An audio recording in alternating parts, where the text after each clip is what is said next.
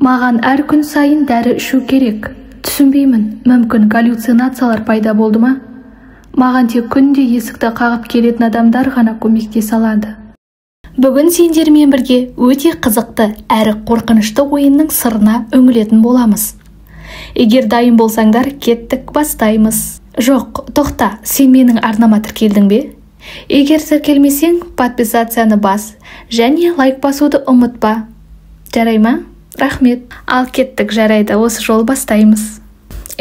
Хуатсто ойыны қазіргі таңда танымалдылыққа ие ойындар қатарынан орын алды. Бүгін біз осы ойынды бірге зерттеп көреміз.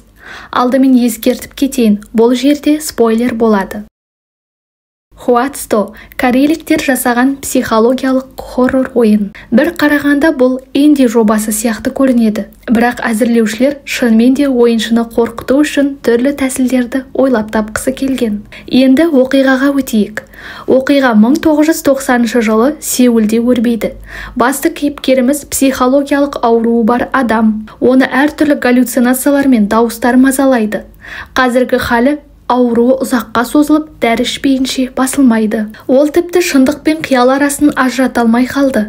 Әр күн сайын оған бөгде адамдар дәрі келеді, бірақ олардың түр әлпеті өте оғаш көрінеді.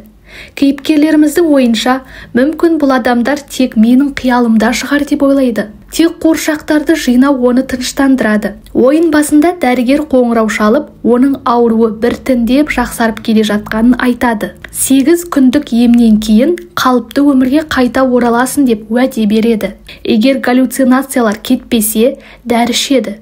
Ойынның мақсаты галлюцинация мен шындықты ажырата білу, бірақ олар кейде келмеуі де мүмкін.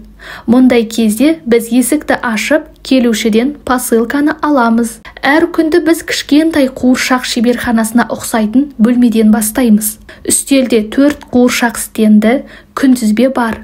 Онда қанша күн өткенін белгілей аламыз. Сондай-ақ галлюцинациялармен күресудің нұсқаулары да тұр. Пәтер кішкентай болса да өте жайлы. Фото суреттерінде көруге болады. Мына суретте дәрігер, ал екіншісінде Бори атты қыз бен мисс Гомо бейнеленген. Ойын барысында оқиға галлюцинациялар арқылы теледидардағы жаңалықтардан басталады.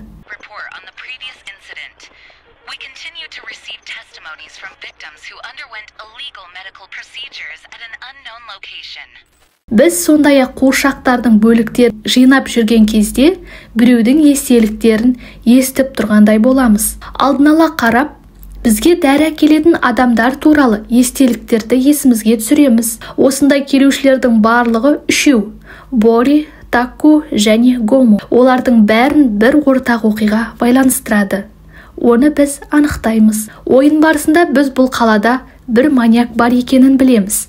Ол адамдарды өлтірмесе де қатты зиян тигізеді. Біраз ойнағаннан соң дәрі келетін адамдар осы маньяктың кесірінен зардап шеккенін түсінеміз. Сол себепті де басты кейіпкеріміз мүмкін мен де осы психопаттың әсерінен зардап шеккен шығармын деп ойлайды. Осы маньяк туралы біз жаңалықтардан білеміз.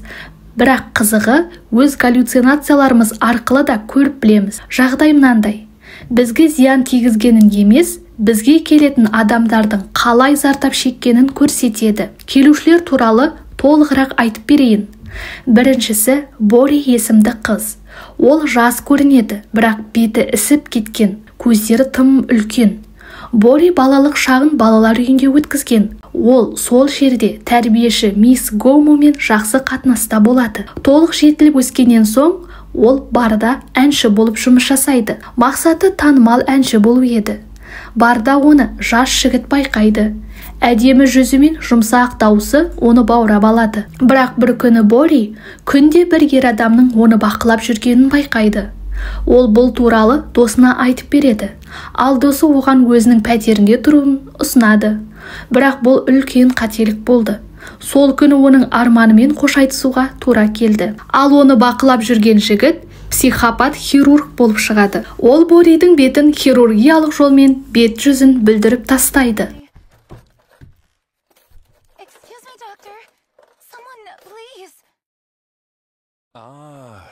You're awake. What is it? Sooner than expected. Why am I tied up? Untie I can't do that. You're about to become something more special. Of course, you're already beautiful enough. Yet beneath the surface, I believe a truly perfect form lies hidden. You'll become so beautiful, even your reflection won't recognize you. Don't move. You'll mess up that flawless skin. If you keep moving, you might not turn out as pretty.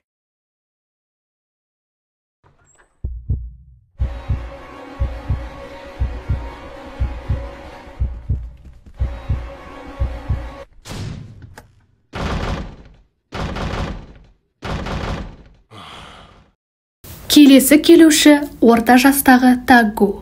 Оның кішкентай қызы бірнеше жыл бұрын жоғалып кеткен. Бір күні ол барға барып, өзіне сусын алмақ болады.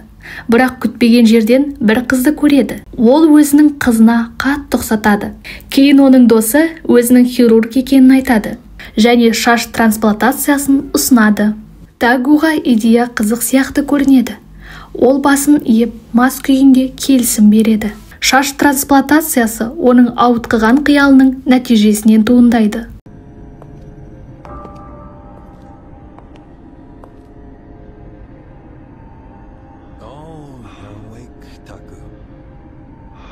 That hair transplant surgery I mentioned earlier, I just came up with a really ingenious method. I'm going to do it myself for you. Your daughter will be delighted to see this too. Soon, you'll be completely transformed. Now, how about you take a look in the mirror? Even you won't recognize yourself.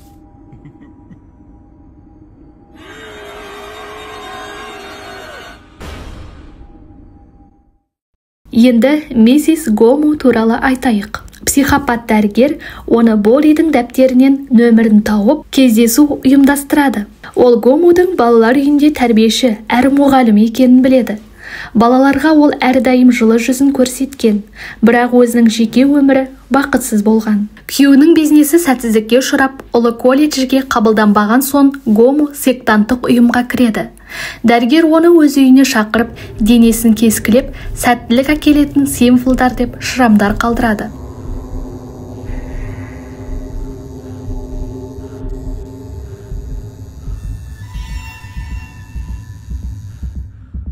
Енді сендер түсіндіңдер.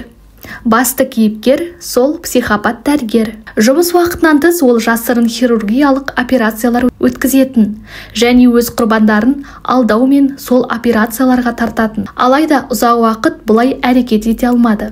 Сондықтан ол өмір бойына бас бостандығынан айырылды. Ең қызығы, оны өте қысқа мерзімде босатқан сияқты. Халық бұл шешімге наразы болды, себебі ол өз қылмыстары үшін нақты жаза алмады. Тіпті билікті парақорлық жасады деп күдіктейді. Кейін ол жұмбақ түрде із-түссіз жоғалады. Бұрынғы құрбандары қазір жаман кейіпкерге айналады. Олар оны қақпанға қамап, өмірін бұзған адамға азап шегуді ләззатпен көрсетеді. Олар берген таблеткалар миға зиян келтіретін у. Енді тек соңғы қадам қалды. Осы оқиғаны толық аяқтаймыз. Сондай-ақ басты кейіпкердің галлюцинацияларынан эмоционалды әсер аламыз. Яғни бір қорқынышты оқиға болды және біз оған қатысамыз. Музыка қатты таң қалдырмайды, скримерлерде жағымсыз дыбыс шығармады. Галлюцинациялардағы монстрлар шынымен қорқынышты, бәрі жақсы ұйымдастырылған. Бүгінгі оқиға осымен тәмам. Видео ұнаса, қолдау көрсетіп, лайк басып, арнаға жазылыңыздар. Жақсы ма? Келесі жолы тағы да қорқынышты әрі таңғаларлық оқиғалар сендерді күтіп тұр. Келесі видеода көріскенше сау болыңдар.